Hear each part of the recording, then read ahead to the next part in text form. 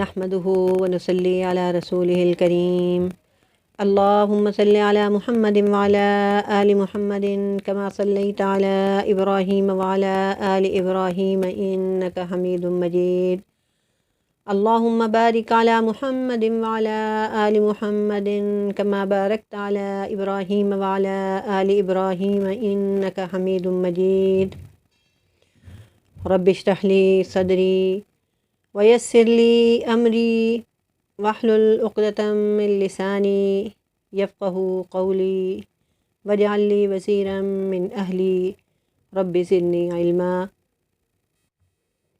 عن عبد الله بن عمرو قال قال رسول الله صلى الله عليه وسلم المسلم من سلم المسلمون من لسانه ويده والمهاجر من هجر ما نهى الله عنه بخاری۔ حضرت عبداللہ بن عمر سے مروی ہے کہ رسول اللہ صلی اللہ علیہ وآلہ وسلم نے فرمایا، مسلمان وہ ہے جس کی زبان اور ہاتھ کی تکلیف سے دوسرے مسلمان محفوظ رہیں، اور مہاجر وہ ہے جو ہر وہ کام چھوڑ دے جس کے چھوڑنے کا اللہ نے حکم دیا ہے۔ اب ہم تھوڑا تھوڑا کر کے پڑھتے ہیں۔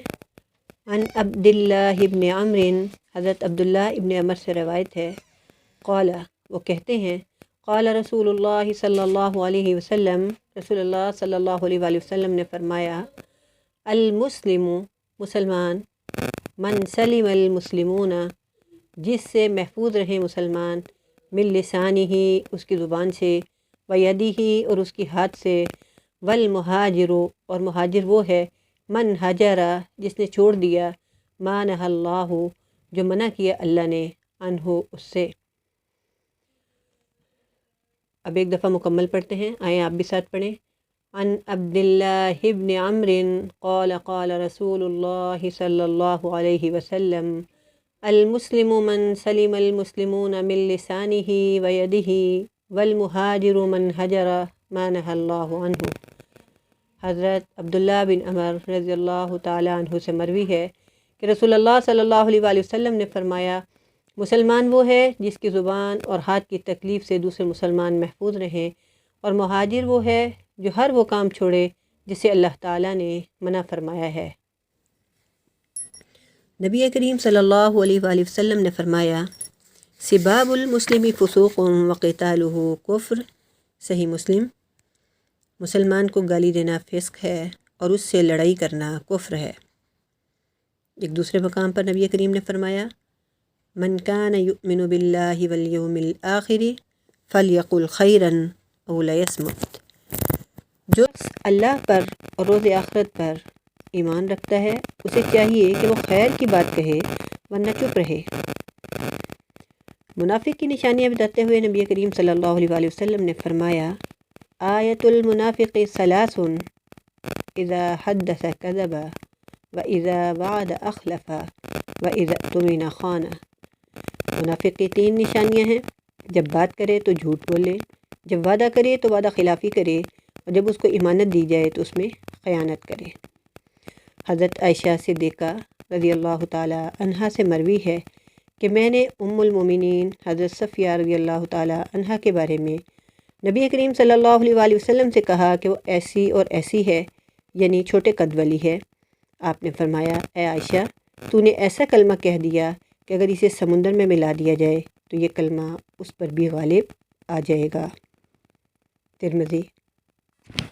حضرت عبداللہ بن مسعود سے مروی ہے کہ نبی کریم صلی اللہ علیہ وآلہ وسلم نے فرمایا، لیس المؤمن بالطعان ولا اللعان ولا الفاحش ولا البذی، مومن بہت زیادہ تانے دینے والا، بہت زیادہ لعنت کرنے والا، بے حیائی کی باتیں کرنے والا اور بد زبان نہیں ہوتا ہے۔ ترمذی۔ حضرت حذیفہ سے روایت ہے، نبی کریم صلی اللہ علیہ وآلہ وسلم نے فرمایا، چغل خور جنت میں نہیں جائے گا، صحیح مسلم۔ حضرت ابو الدرداء سے مروی ہے کہ نبی پاک صلی اللہ علیہ وآلہ وسلم نے فرمایا، کیا میں تمہیں روزہ، صدقہ اور نماز سے افضل کام نہ بتاؤں؟ ہم نے عرض کیا، کیوں نہیں؟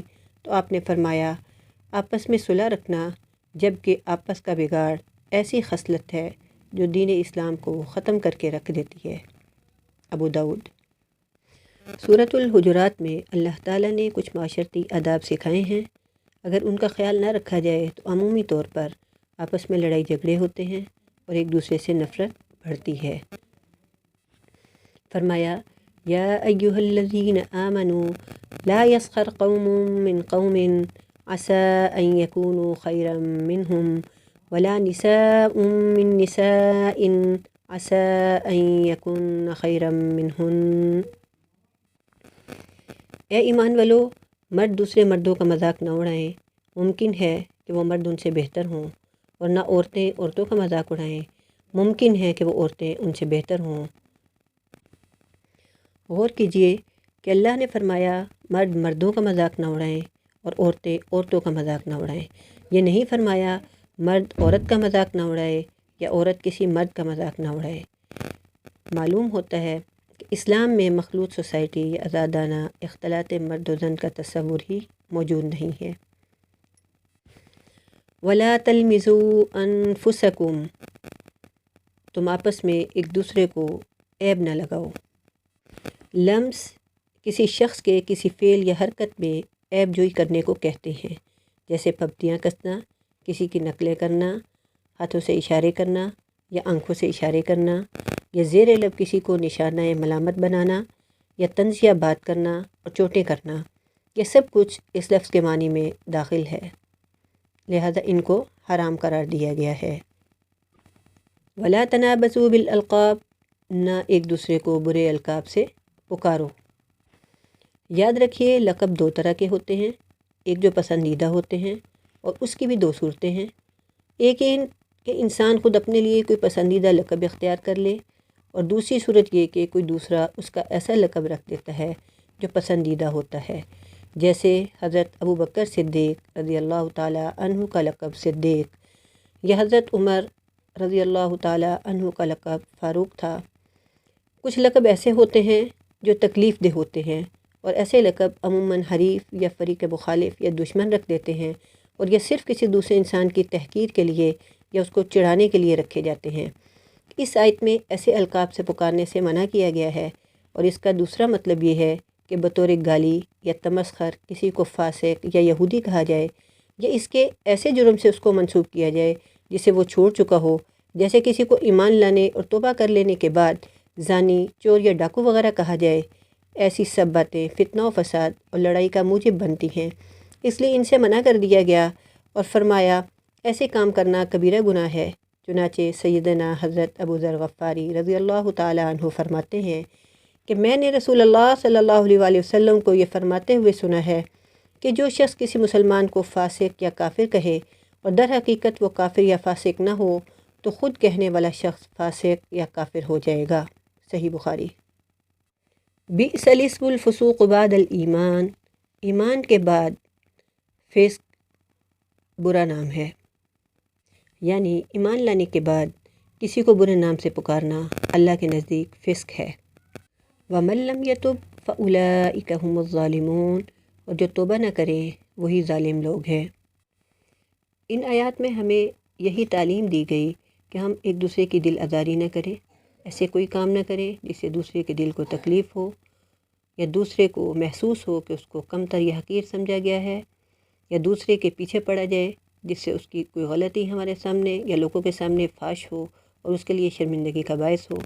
کیونکہ یہ سب کام معاشرتی طور پر ناپسندیدہ ہیں، تو اللہ تعالیٰ نے ہمیں ان سب سے منع فرما دیا، اور یہ سب کام ایک دوسرے کے لیے تکلیف دہ ہیں، لہذا اس فرمان کی روح سے کہ مسلمان وہ ہے جس کی زبان اور ہاتھ سے دوسرے مسلمان محفوظ رہیں، ہمیں ان کاموں سے اجتناب کا حکم دے دیا گیا۔ ایمانی تقاضا یہ ہے کہ اپنے ہاتھ سے کسی کو نقصان نہ پہنچایا جائے، زبان سے کسی کو گالی گلوچ نہ کی جائے، نہ کسی کی عزت نفس کو نقصان پہنچایا جائے، لڑنا جھگڑنا، دوسروں کو طعنے دینا، جھوٹ بولنا، غیبت کرنا، بہتان لگانا، وعدہ خلافی کرنا، امانت میں کمی بیشی اور خیانت کرنا، چغلیاں لگا کر آپس میں فساد ڈلوانا، یہ سب شیطانی کام ہے۔ مسلم معاشرے کو ان سے بہت زیادہ نقصان پہنچتا ہے، ان کی باہمی محبت اور خلوص ختم ہو جاتا ہے، مسلمان تنازعات اور خانہ جنگی کا شکار ہو جاتے ہیں۔ اس کے برعکس لوگوں کے باہمی معاملات کی اصلاح کرنا، ان میں باہم انصاف کے ساتھ صلح کروانا ایمان کے اہم تقاضے ہیں۔ اسی طرح پیارے نبی صلی اللہ علیہ وآلہ وسلم کا ایک اور فرمان ہے، کسی مسلمان کے لیے جائز نہیں کہ وہ کسی بھی مسلمان کو خوف زدہ کرے۔ اسی وجہ سے کسی بھی نوکیلی چیز کو کسی مسلمان کے بہن بھائی کی طرف پھینکنے سے منع کر دیا کہ کہیں اسے کوئی ایسا نقصان نہ ہو جائے جس کی تلافی ممکن نہ ہو۔ اپنے سبق کا اختتام کرتے ہوئے ہم اللہ تعالیٰ سے دعا کرتے ہیں، اللہ تعالیٰ ہمیں ہر ایسے رویے سے بچنے کی توفیق دے جو دوسروں کے لیے ایذا کا باعث بنے۔ آمین یا رب العالمین۔